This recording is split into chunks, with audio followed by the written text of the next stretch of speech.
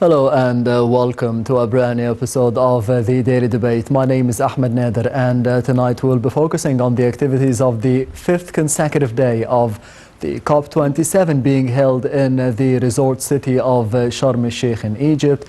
And Egypt is the voice of Africa this time around. It is the voice of the Arab world and the Middle East all at once. We will be discussing the role of the youth and the future generations in mitigating the negative impacts of the climate change for the future generations as well. And I am honored to be having with me in the studio tonight Professor Nevine Makram, the Director of Social and Cultural Planning Center. Thank you very much for being with us tonight on the Daily Debate. Thank you. Anytime. We will be starting straight away with the top stories for today, coming from the activities of the COP27 from Sharm el-Sheikh, as President Abdel Fattah al-Sisi received the U.S. House Speaker Nancy Pelosi and her accompanying delegation in the Red Sea resort of Sharm el-Sheikh. The meeting took place on the sidelines of the COP27 conference.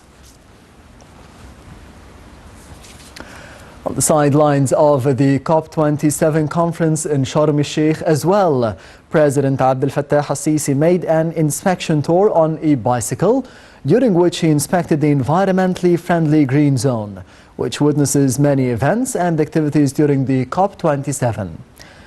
President al-Sisi participated in a cycling marathon with a group of youth, sending a global message about the importance of preserving the environment. The head of state also visited the organizing committee, where he listened to an explanation about the role of the Central Operations Room managed by the organizing committee of the World Youth Forum.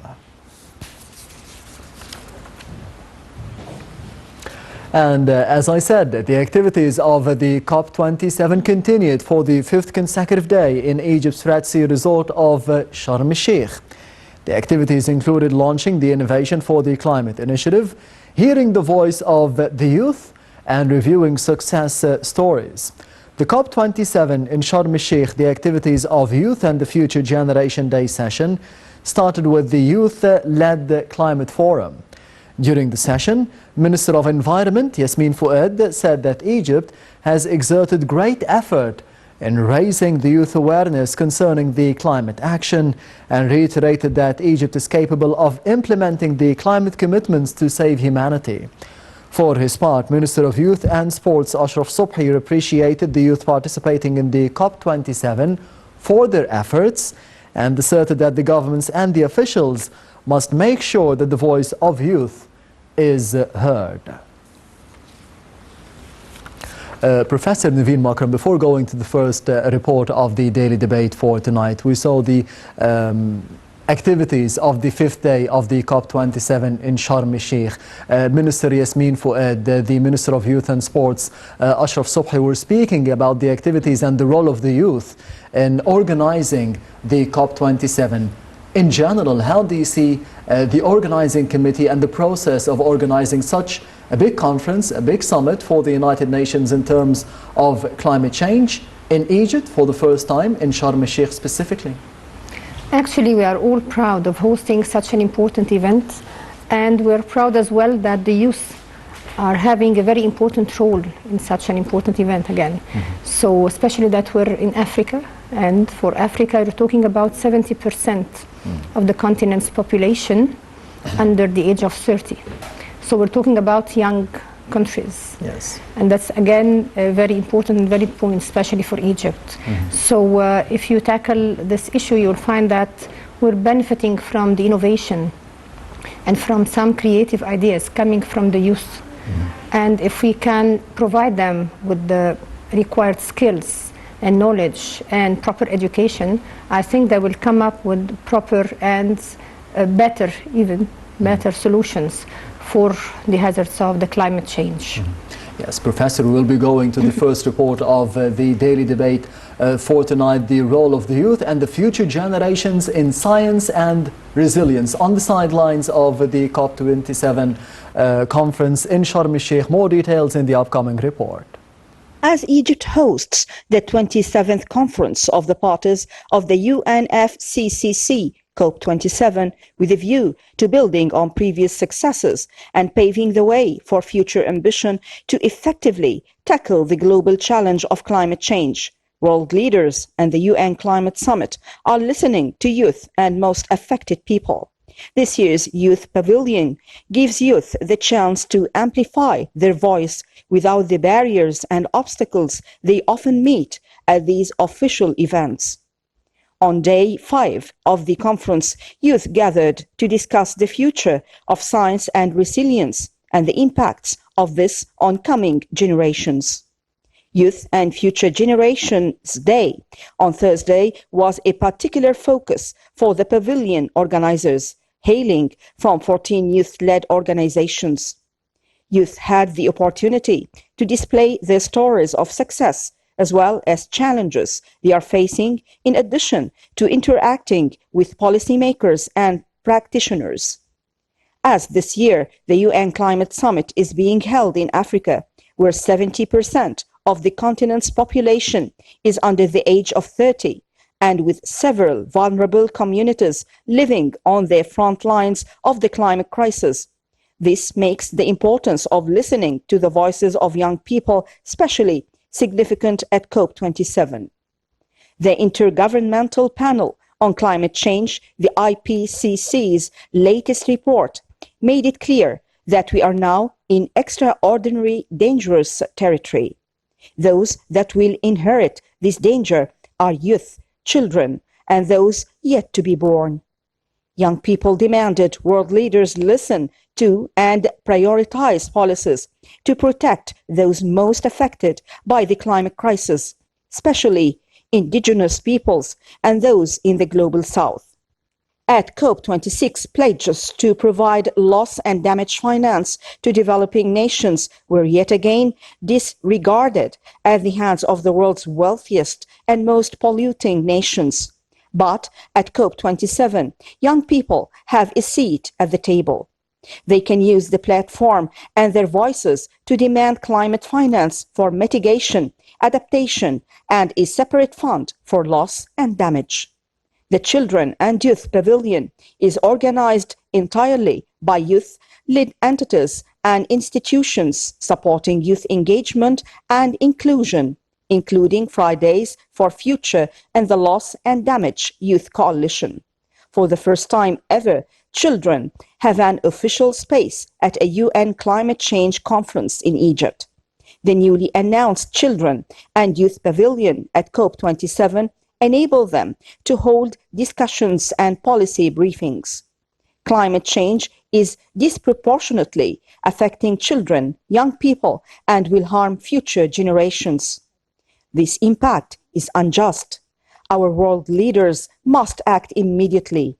The Children and Youth Pavilion at COP27 tackles this injustice by platforming young people.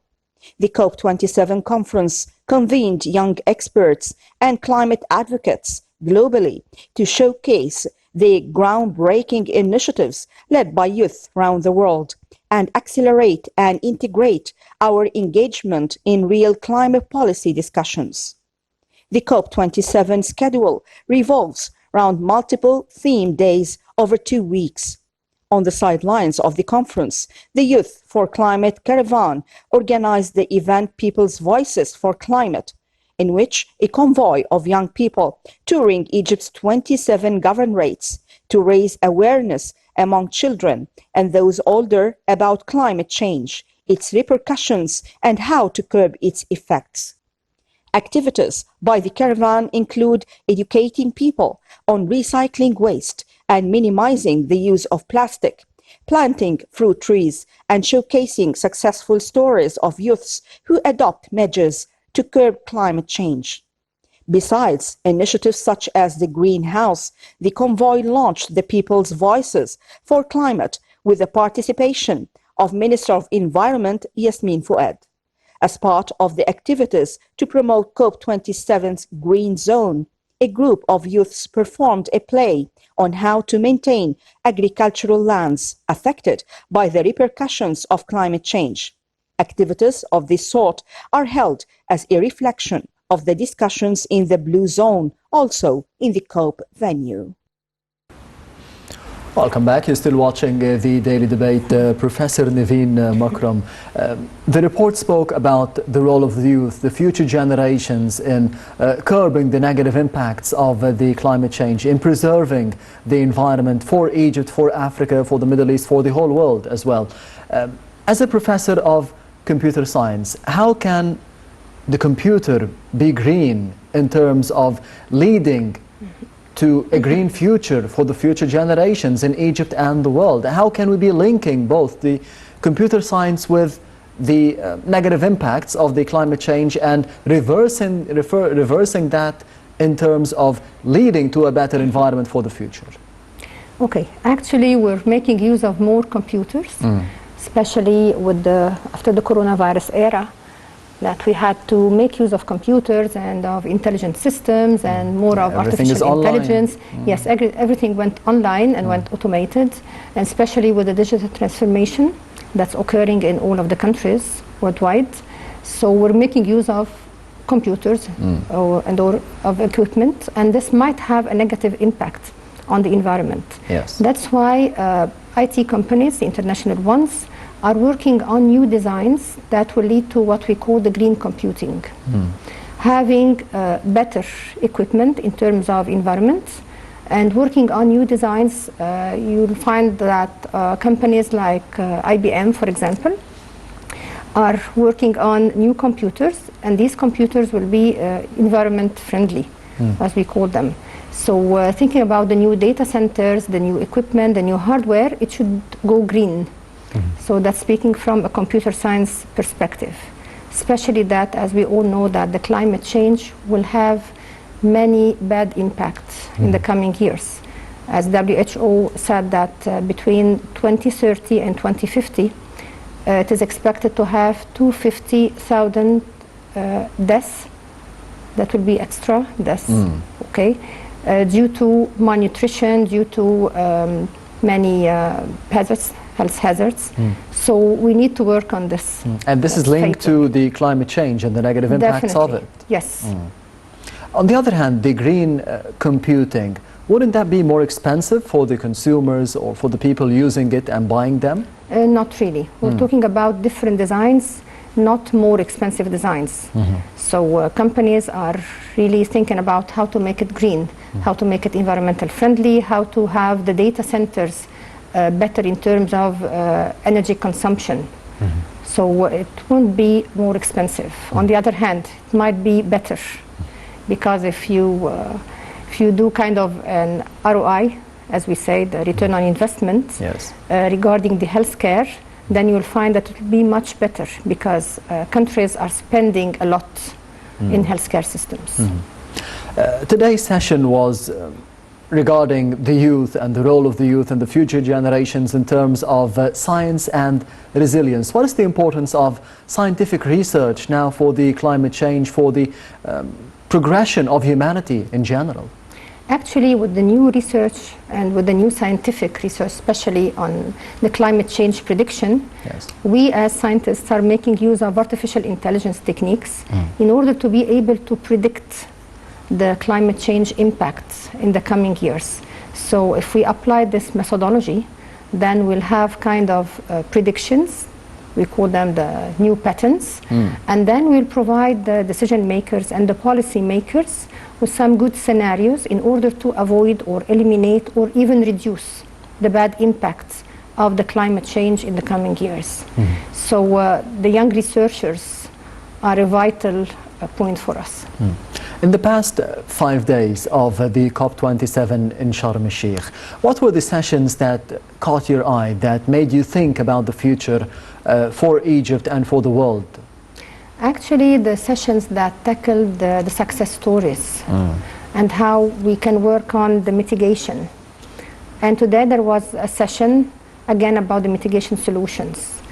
Again, because I'm an IT person and I'm specialized in data science, so that's what really caught my eyes. How we can have some descriptive analytics and predictive analytics, how we can have some scenarios that might be able to reduce the bad impact. The mitigation solutions, are they all about the money, about financing, about the money that could be coming from the more developed countries, from the West, from the more industrialized nations to the poorer nations? We will definitely need financing for this, and we'll have to work on a strategic plan. And this has to be one plan, or one plan worldwide, to be executed worldwide. And we'll have to work on investing in the scientific research in order to be able to discover some solutions. As we did see the Minister of Youth and Sports, Dr. Ashraf Subhi, and the Minister of Environment, Dr. Yasmin Fouad, focusing on the role of youth, the Egyptian youth, in terms of organizing the COP27, young men and young women coming from all over Egypt to be participating in such an important event in the history of the country in this field, to be specific, in the field of climate change. How do you see the importance of gathering the young men and the young women for all over Egypt to be participating in this conference? Again, I see it as a very positive point, because we needed to make them feel that they belong to the country. And when they organize such an important event, they felt that, they're kind of important for us as elderly people. So they were very happy about it when we met some of the young generation that were involved in this event. And they were even very proud that they're having an important role and a vital role in organizing this event, especially that we're talking about an international event that is important for all of the countries, not only Africa. Yes, exactly, Professor. It is important for the future of the world, for the future of Africa. Egypt is the voice of Africa, the Middle East and the Arab world all at once through the COP27 being held in Sharm el-Sheikh, the city of peace, and in Egypt on the sidelines of the COP27 in the city of peace. The Nile TV senior correspondent, Mrs. Taghreed Hussein, held and conducted the following interview with Anne-Marie Davis, the spouse of the Prime Minister of the Bahamas. So let's see it.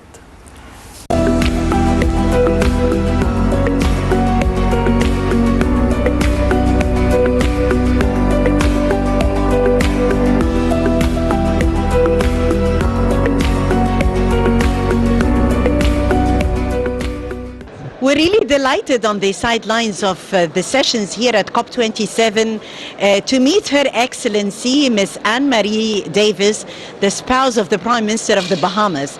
Thank you so much, Excellency, for joining Nile TV International. It's my pleasure. Thank you for having me. Well, talking about your participation at COP27, definitely a global participation here at COP, talking sustainability, talking also from vision to implementation. Yes. Now it's time for action. Yes. Yes, it has been time for action for a while now, but we hope to see more implementation. Action turn into actually implementing the framework that has been discussed since COP26. Yes, talking about women empowerment in the Bahamas, we'd love to know more about the steps that has already been taken, because definitely women are playing a very important role vis-a-vis fighting climate change. Yes, absolutely.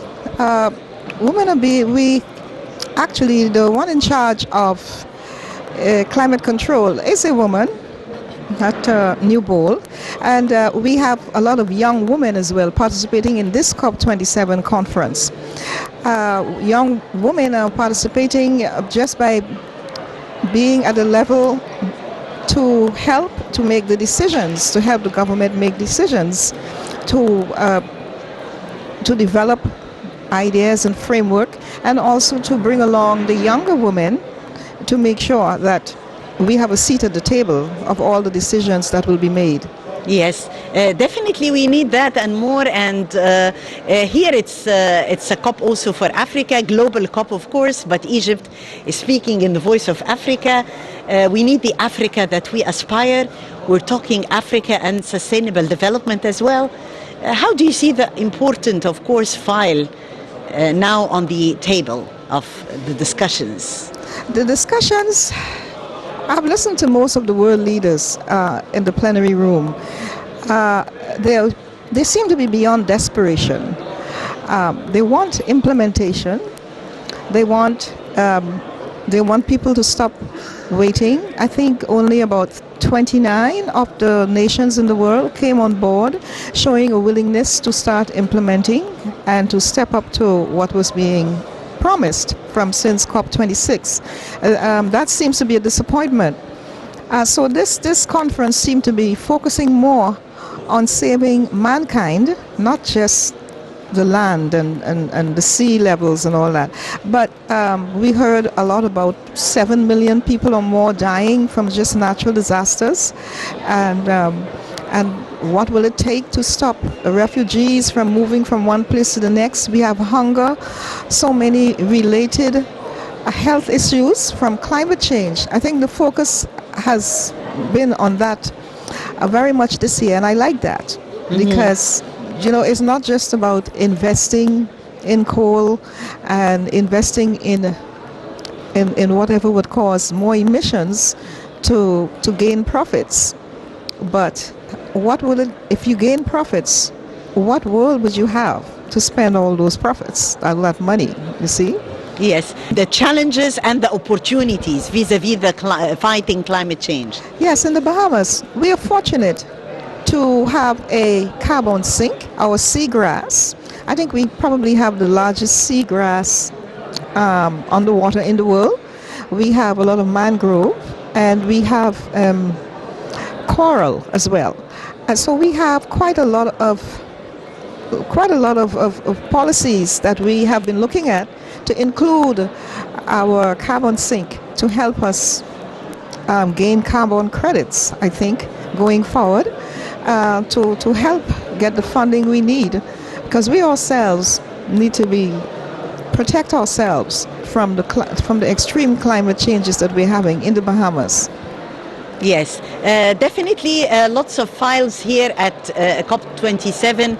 We're talking Africa and sustainability, Africa and sustainable development, the core also of meetings here regarding this important file, talking gender equality, talking women empowerment, talking also water management, which is also high at the agenda of COP27. How do you see the organization, the impressions in general about this COP? Actually, since it's being held in Egypt, in Sharm el-Sheikh, in Egypt, the mother of the world, is in fact an achievement. Yes, I was happy to hear the president of Egypt, how emphatic he was when he spoke, how he really brought home the importance, the dire need beyond desperation, and the effects that climate change has on his country here, Egypt, and the surrounding countries as well, and many people who are in the same dilemma. I think more people will pay more attention, because we not only are we making the case for stopping the sea rises and everything else, but we have to stop hunger, the issues, the rivers drying up, trade cannot go on as it should. We have to stop so many things from happening, and I see Egypt as taking the lead, as well as other nations, of course, in this course of action. Yes, definitely. We need action. Action is the word. And through our sense of togetherness, definitely we can achieve a lot. A final message from the mother of the world to our dear friends in the Bahamas watching us. Oh, a final message. Everyone should pay attention to what is happening. With millions of people dying because of disasters due to climate change, what world would we have to live in later on? Let us pay attention, implement, and take the lead in what we can, whatever our country can do, to show that we are taking action ourselves as individual countries, so that the world can pay more attention and say, well, we should make our move as well, and follow by example. So all our countries, Egypt, the Bahamas, and others, we can lead by example to show how forceful and serious we are to fight climate change. And maybe many more countries would step up and put those billions right where they need to be to help us. I thank you so much, Miss Anne-Marie Davis, spouse of the Prime Minister of the Bahamas. We're really honored to have you with us exclusively on Nile TV International, and I thank you so much for your gracious presence. Thank you very much. I was happy to be here. Thank you. Have a wonderful day. Thank you so much. Delighted to have you. Thank you.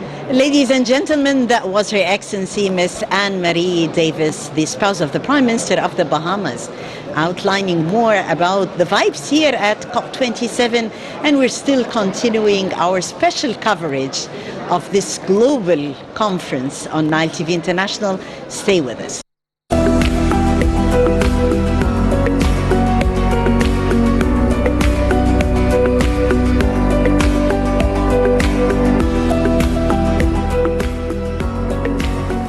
Welcome back. You're still watching the daily debate. That was the senior correspondent for Nile TV International, Mrs. Taghreed Hussein, and Anne-Marie Davis, the spouse of the Prime Minister of the Bahamas, on the sidelines of the COP27 in Sharm el-Sheikh. Professor Nevine Makram, we need more ways to be protecting the environment. What are the ways for the youth, specifically, as the main session today during the COP27 was about the future generations?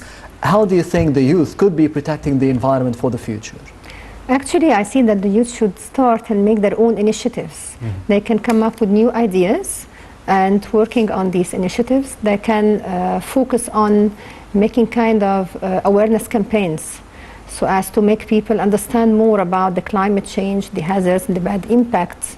They should talk to people about the recycling issues. Yes. And they could work on saving the resources.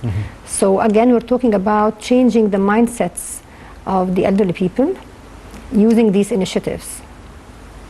Yes, the mindsets, the change that we need, especially after the revolution in 2013 and the uprising in 2011, and ever since President Abdel Fattah al-Sisi took office, he always stressed that we need to be changing the mindset. Do you think that this is happening here in Egypt, not just regarding the climate change, but in everything, in every field? I see that it's already happening, and I see that maybe it was the only positive impact of coronavirus era. Because with this coronavirus era, the youth and even the community had to look for new ways, a new style life. So we found that we're making use of new business models, such as the online models. We were afraid of these models before the coronavirus, but when we faced this coronavirus, yes, it was the only way to cope, if we dare say. So speaking of education, we had to switch to the online education, and speaking of all of the other services. So it was a must. It wasn't a luxury. And people understood at this point that they should start to change their mindset and to accept new models. So I think that was very positive in that time. So what are the positive impacts of the participation for the youth, for the young men, for the young women participating in the COP27 in general, maybe organizing it as well? I can see that they have now better skills. So we're enhancing their skills, improving their skills, and improving the exposure. They have a very good exposure with other nations, and that's very beneficial for them. And on the other hand, the community will benefit from their creativity. So it's kind of a win-win situation for them and for us as a community. Yes, Professor Nevine Makram, the Director of Social and Cultural Planning Center, thank you very much for being with us tonight on the Daily Debate. Thank you. Thank you. Anytime. And this would be bringing us to the end of the Daily Debate for tonight. I will be leaving you, however, with another report by the senior correspondent or the correspondent of Nile TV International, Mona Musalhi, on the sidelines as well of the COP27 in Sharm el-Sheikh with Ibrahima Sheikh de Jong, the United Nations Assistant Secretary General. Thank you for watching, and goodbye.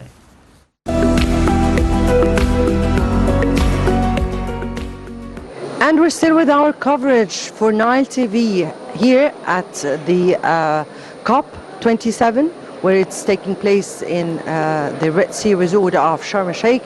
And we have all the honor to have with us His Excellency Ibrahima Sheikh Diong, the United Nations Assistant Secretary General, the Director General of the ARC Group. Thank you so much for being with us. Pleasure is mine. Thank you. And this is a big event Egypt is hosting. This is an event that Egypt is taking the helm, not only for Egypt, but also for Africa at large. How do you view the importance of this conference at this very particular time and at the backdrop of all these circumstances that are occurring? Well, first of all, it's a very important gathering because I think it's important on an annual basis the rest of the world actually come together and take stock of where we are in dealing with the climate situation. And I think that itself makes it extremely important as taking stock of where we are today. I think second, it's also an important gathering because this is where we take stock of our commitment that we made as a world and to see if we're honoring them or not, and then see if there's any necessary correction going forward.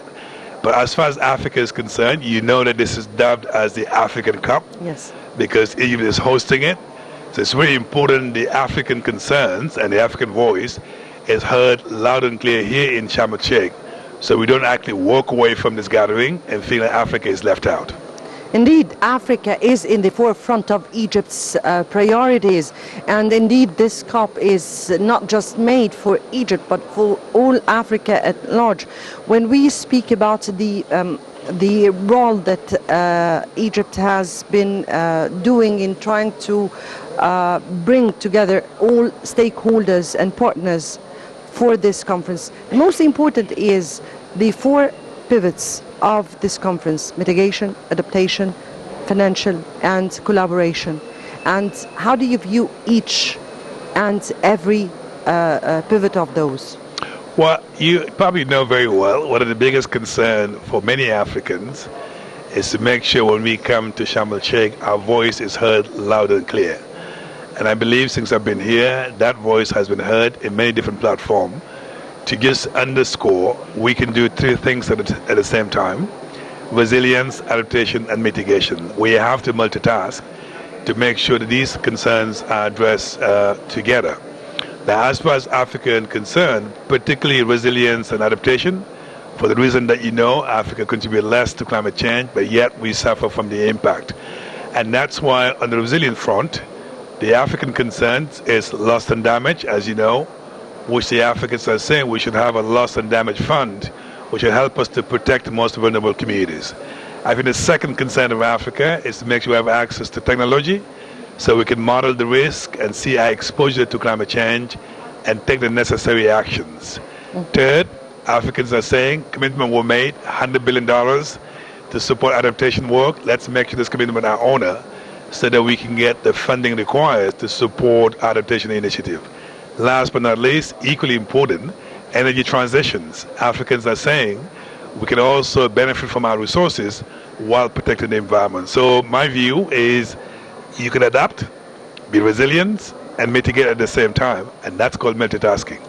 Actually, what we've been focusing on this COP is how to translate words into deeds, because we as Africa are not contributing as much in the climate change threats. Actually, we are vulnerable to their threats.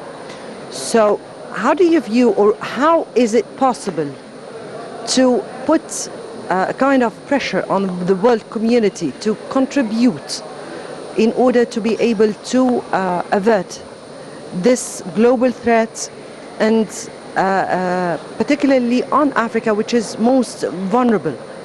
Well, look, I'm actually a natural optimist, and I'm actually going to walk away from Sharm el-Sheikh. I think we made a bit of progress compared to last time at COP26 when I was in Glasgow. One of the things that really makes me extremely optimistic, if I look at, for example, the Arab Donor Group, and yesterday your Minister of International Cooperation chair an event where all the Arab donor institutions are pledging about $24 billion to climate finance adaptations. So we need the type of actions so we can move from actually talk to actions. I'm hoping that other countries, through the Global Shield, which is an initiative led by the G7, we can also get another statement of another commitment in terms of financial commitment. So we need all those different commitments to come together so we can get closer to the 100 billion that we promise. But in anticipation of the commitment, my plea to the African governments is to make ourselves ready, whereby when the funding is available, they can go to adaptation projects that are designed in a way they can actually absorb these resources. So it's a two-way street.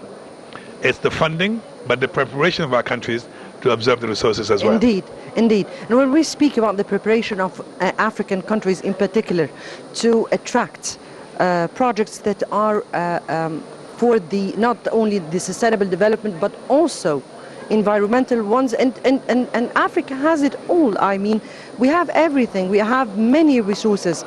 What kind of collaboration can we initiate? Because, of course, the COP is the United Nations sponsor and the United Nations initiative. How can there be a kind of collaboration between both organizations, both world organizations, the United Nations and the African Union, and their state parties? Well, look, my organization is a great example of how the African Union and the United Nations actually work together. We are a specialized agency of the African Union. We are administered by the World Food Programme, which is part of the UN.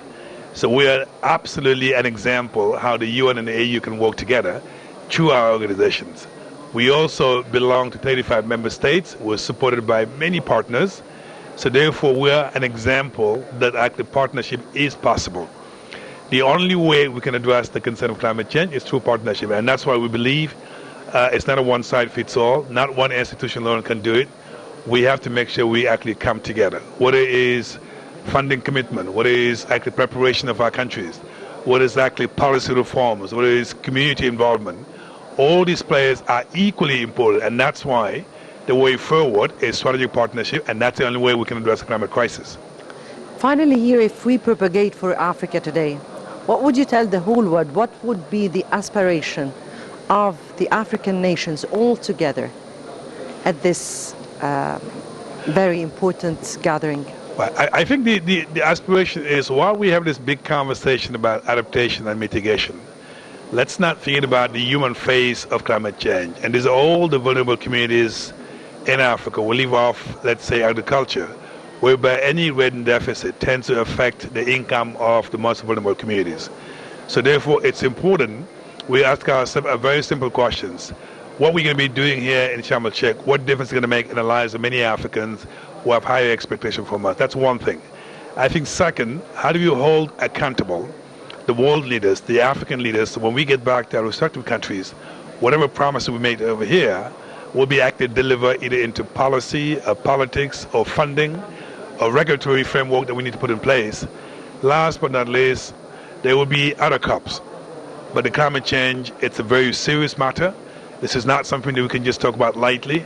And I hope all of us will leave here inspired for more actions so we can actually protect our world in a way that we can reduce the impact of climate change on many communities across Africa. I'm very optimistic, and I leave here extremely inspired that we are part of the solution and not part of the problem. Yes, indeed, and add this optimism and add this very hopeful remark. I will leave our interview here, and Mr. Ibrahim Sheikh Diang, the United Nations Assistant Secretary General, Director General of the ARC Group, we thank you so much for being with us and for your input. Pleasure was mine. Thank you so much. And we get back to our studios, and we'll be back with other coverage in this COP27. So until then.